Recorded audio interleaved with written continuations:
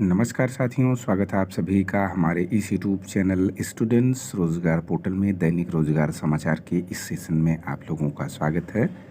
चलिए देख लेते हैं आज की सुबह की महत्वपूर्ण खबरें जो समाचार पत्रों के माध्यम से निकल के आती हैं और आप सभी छात्रों के लिए आवश्यक होती हैं। जैसा कि स्क्रीन पर आप देख पा रहे होंगे, इन तमाम खबरों को आगे मैं इस वीडियो में चर्चा करने वाला हूँ। चलिए देख लेते हैं पहली खबर को। जैसा कि आप देख पा रहे होंगे कि मदरसों समेत सभी शिक्षण संस्थानों में शिक्षकों की भर्ती एक ही आयोग से, उत्तर प्रदेश शिक्षा सेवा चयन आयोग के गठन को हरी झंडी, मुख्यालय प्रयागराज में होगा। प्रदेश में बेसिक, माध्यमिक, उच्च और प्राथमिक शिक्षण संस्थानों में शिक्षकों की भर्ती अब एक ही आयोग के माध्यम से जारी की जाएगी। इसके लिए उत्तर प्रदेश शिक्षा सेवा चयन आयोग का गठन होगा। खास बात यह है कि अशासकीय सहायता प्राप्त मदरसों, अल्पसंख्यक शिक्षण संस्थाओं में भी शिक्षकों की तैयारी इसी आयोग के माध्यम से ही होगी। आयोग का मुख्यालय प्रयागराज में ही होगा। मुख्यमंत्री योगी आदित्यनाथ की अध्यक्षता में मंगलवार को शिक्षा विभाग के आला अधिकारियों की बैठक में यह निर्णय लिया गया कि विभिन्न शैक्षिक संस्थानों में जारी शिक्षक भर्ती प्रक्रिया की समीक्षा करते हुए सीएम ने आयोग के गठन के लिए दिशा निर्देश दिए हैं। प्रदेश में अभी बेसिक, माध्यमिक और उच्च प्रशिक्षित शिक्षण संस्थानों में शिक्षकों का चयन अलग अलग प्राधिकारी बोर्ड व आयोग के माध्यम से होता है। परीक्षा नियामक प्राधिकारी, माध्यमिक शिक्षा सेवा चयन बोर्ड, उच्चतर शिक्षा सेवा चयन आयोग के अलावा यूपी लोक सेवा आयोग के माध्यम से भी शिक्षकों का चयन किया जाता रहा है। उत्तर प्रदेश माध्यमिक शिक्षा की अल्पसंख्यक संस्थाओं के लिए जो है अलग बोर्ड, तकनीकी संस्थाओं के लिए अलग बोर्ड, सभी प्रक्रियाओं के माध्यम से चयन प्रक्रिया होती है। इससे व्यावहारिक सुधारों के लिए एकीकृत आयोग के गठन का निर्णय लिया गया है। अगर हम बात करें कि टीईटी भी नया आयोग कराएगा।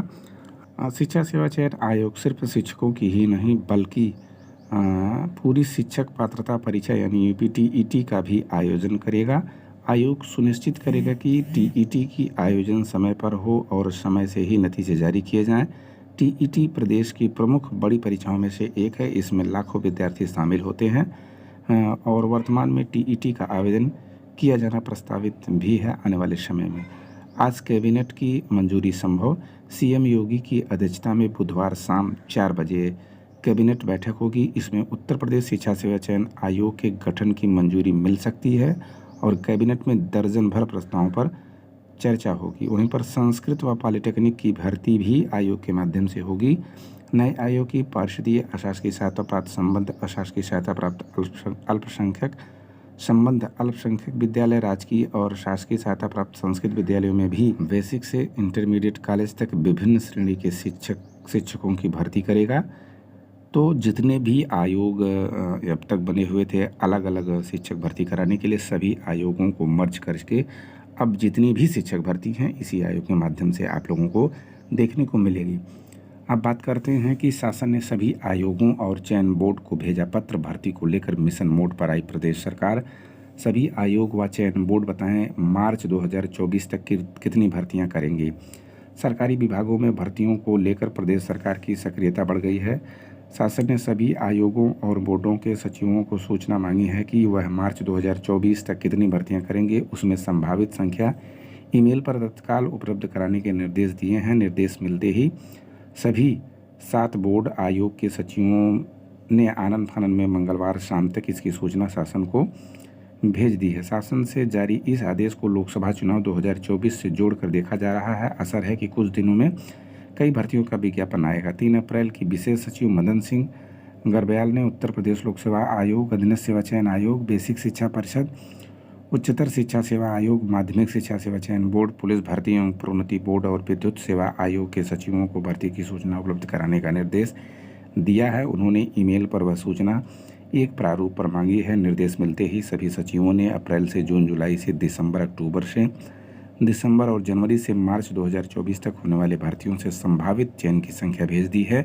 सरकार की इस सक्रियता को देखते हुए उच्चतर शिक्षा सेवा आयोग के लंबित असिस्टेंट प्रोफेसर की 1017 पदों पर भर्ती की प्रक्रिया शुरू होने के आसार हैं।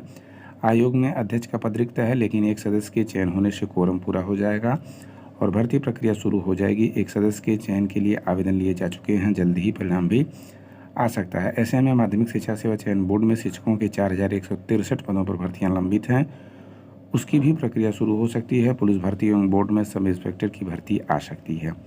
तो कहने का मतलब ये है कि जल्द ही आप लोगों को सब कुछ सकारात्मक आने वाले समय में देखने को मिल सकता है। और प्रयागराज में मांगे गए नए शिक्षा सेवा चयन आयोग का मुख्यालय, तो आज नए शिक्षा सेवा चयन आयोग पर मुहर लग सकती है और यहीं पर मुख्यालय को भी प्रयागराज मिलने की ज़्यादा संभावना है। अब बात करते हैं पशुधन प्रसार अधिकारियों की सेवाएं समाप्त करने की तैयारी सपा शासन में हुई थी।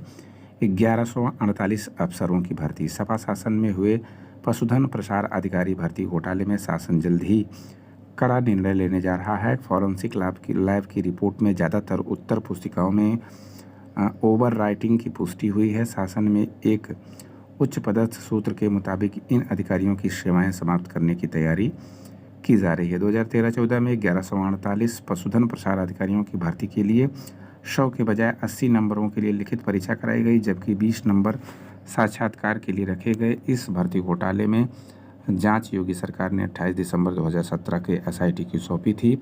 एसआईटी की रिपोर्ट के आधार पर 28 लोगों के खिलाफ एफआईआर दर्ज कराई गई है। वहीं 22 अधिकारियों के खिलाफ आपराधिक मुकदमा चलते ही अनुमति दी जा चुकी है। एसआईटी ने पूरे मामले में तत्कालीन पशुधन मंत्री राजकिशोर सिंह और उनके प्रमुख सचिव योगेश कुमार के खिलाफ मुकदमा चलाने की अनुमति भी मांगी है। उच्च पदस्थ सूत्रों के मुताबिक जांच में प्रथम दृष्टया ही उत्तर पुस्तिकाओं में किया गया खेल सामने आ गया है। उत्तर पुस्तिकाओं में इतनी ज़्यादा ओवर राइटिंग है कि जांच में शामिल अधिकारी भी हैरान रह गए हैं।